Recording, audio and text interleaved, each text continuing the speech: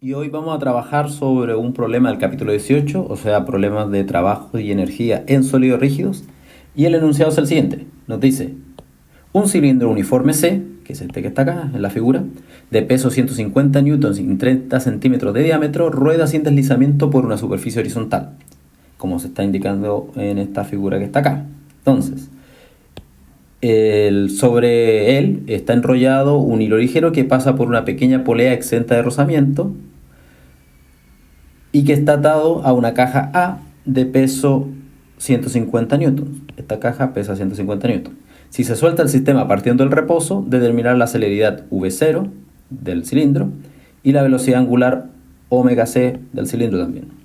También hay que determinar la celeridad de la caja, la velocidad de la caja, cuando ésta haya descendido 1,5 metros. O sea, esta caja se va a trasladar 1,5 metros.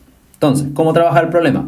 Como un problema que se puede atacar del punto de vista de la energía, entonces vamos a considerar la energía total del sistema, que la vamos a descomponer en distintas partes.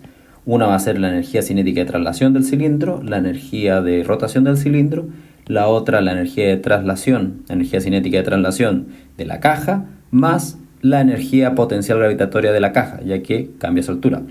Entonces, si cada una de estas componentes le escribimos cuáles son sus expresiones, entonces vamos a tener que el primer término va a ser un medio de la masa del cilindro por la velocidad al cuadrado del cilindro, más un medio del momento de inercia del cilindro por la velocidad angular de este al cuadrado, más lo que es la energía cinética de traslación de la caja, que es un medio de la masa de la caja por la velocidad de la caja al cuadrado, más la masa de la caja por la aceleración de gravedad por la altura de la caja que se encuentra en un instante. Esa es la energía potencial gravitatoria.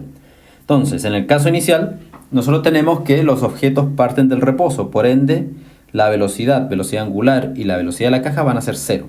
También podemos fijar que la altura inicial se encuentra en la posición igual a cero, que eso quiere decir que la altura cero pasa justo por donde está la caja.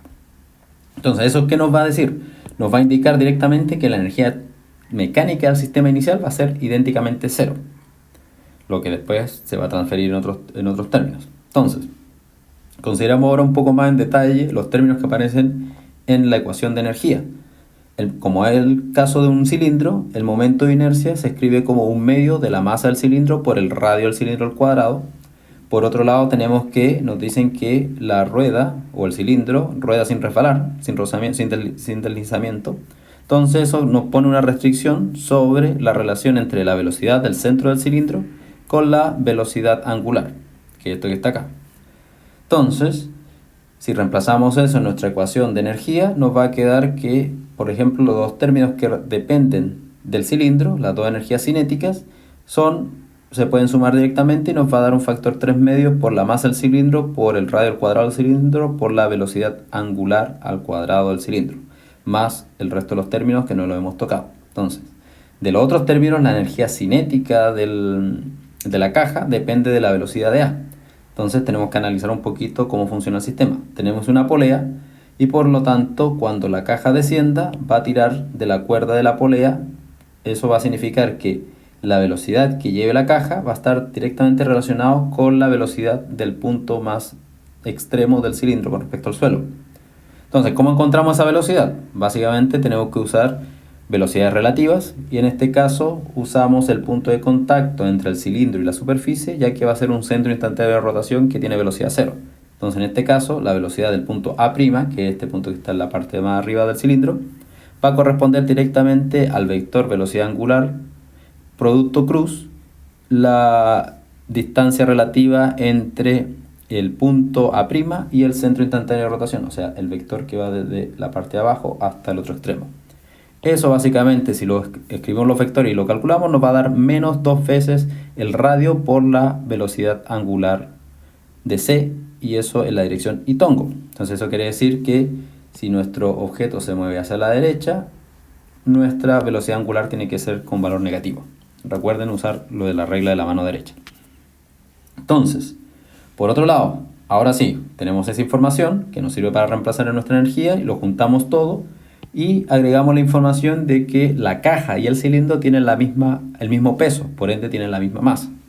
Entonces, juntando todo, nos va a dar que la energía total, como estos dos términos se van a poder compactar, va a ser simplemente 7 medios de la masa del cilindro por el radio al cuadrado por la velocidad angular al cuadrado más la masa del cilindro por g por la altura de la caja. Entonces, como les decía al inicio, como no existen fuerzas no conservativas, por lo tanto la energía total mecánica se va a conservar en todo instante durante el problema. ¿Eso qué quiere decir? Que básicamente energía inicial va a ser igual a la energía final. En este caso, como las masas son iguales, simplemente lo podemos despejar y como en el otro lado es cero, simplemente todo se cancela. Entonces, básicamente para resolver esta ecuación, podemos mandar este término hacia el otro lado, por ejemplo, sacar raíces cuadradas y nos va a dar que la velocidad angular del cilindro va a ser la raíz cuadrada de menos 2 por g por la altura de A partido por 7r cuadrado. Aquí hay que recordar que la altura de A, como desciende, va a ser negativa con respecto a nuestro punto inicial de partida. Eso quiere decir que ese menos con este término nos van a dar un término positivo, entonces la raíz cuadrada se puede calcular sin ningún problema. Entonces, simplemente agarrando los valores que nos dan en el ejercicio, ponemos que la distancia, que el radio del cilindro es de 0,15 metros, la altura es de menos 1,5 metros y la aceleración de gravedad de 9,8 metros, vamos a encontrar que la velocidad angular va a ser simplemente 1,3663 radianes partido por segundo. La velocidad de c, recuerden que esto todo están relacionados por que la velocidad de c es igual a r por omega c. Entonces simplemente lo reemplazamos y nos va a dar que es 2,0494 metros partido por segundo. Y la velocidad de a, recuerden que una es el doble de la otra, simplemente nos va a dar 4,09878 metros partido por segundo. Y así es como se resuelve este tipo de problemas. Si se dan cuenta, el concepto básico detrás del problema es entender cuáles son las energías que aparecen en el problema y por ende también considerar el caso de como no hay fuerzas no conservativas, la energía total mecánica se va a mantener constante. Y así este problema puede ser resuelto de manera muy sencilla y relativamente corta.